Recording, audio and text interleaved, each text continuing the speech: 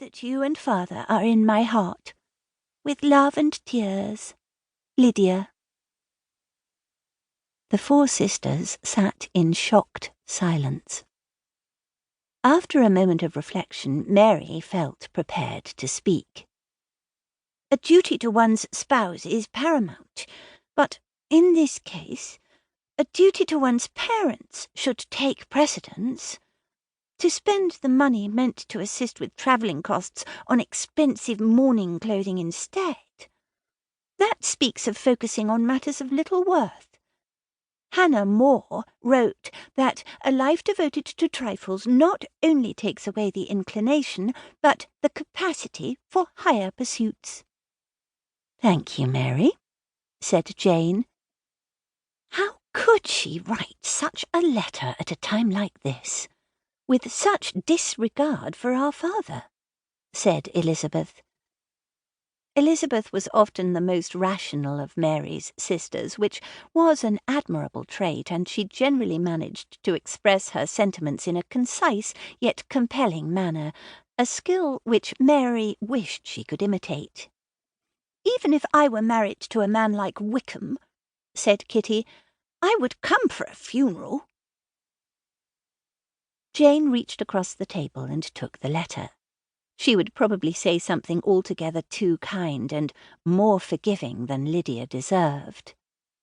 "Oh, surely she is prevented from some reason for coming and is using this excuse as a mask for her emotions. See this line? I have not stopped shedding tears since I heard the news. Do you not hear the real sadness there?" Mary did not sense any sadness on Lydia's part. Of course, she had never understood her youngest sister. She tried to withhold judgment, for various sermons said it was not man's role to judge, yet she often found herself condemning Lydia's follies. Jane and Elizabeth had come when their father had taken ill. All the daughters had been there with him in the moment he took his last breath, all except Lydia, and now she chose not to attend his funeral. A man entered the room without the courtesy of a knock or warning, and they silenced and turned back to their work. It was best not to discuss overly personal matters in front of servants, and this seemed especially true for the men hired by Mr. Collins. Due to the entailment, which was unalterable, as each of the daughters tried to explain to Mrs. Bennet time and time again, the estate and most of its possessions went not to any of Mr. Bennet's daughters, but rather to his closest male relative, Mr. Collins.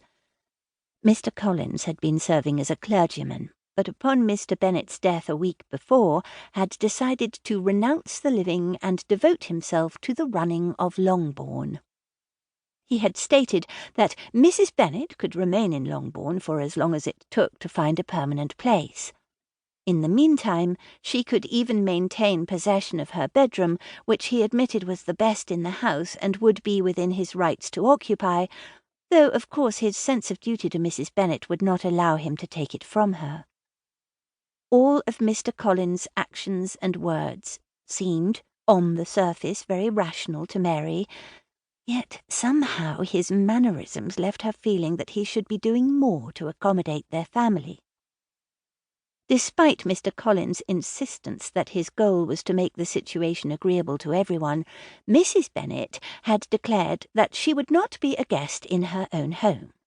She had wanted to vacate the premises immediately, but Mary and Kitty had convinced her that they should not leave until several days after the funeral. Mary could not stand to abandon her father's body to the care of Mr. Collins. She and her sisters would watch over it.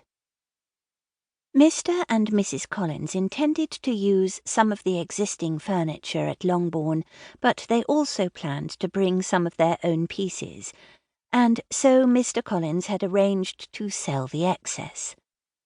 Mary wondered how a mismatched collection of furniture would serve them, but now it was his furniture, and he could do with it as he liked.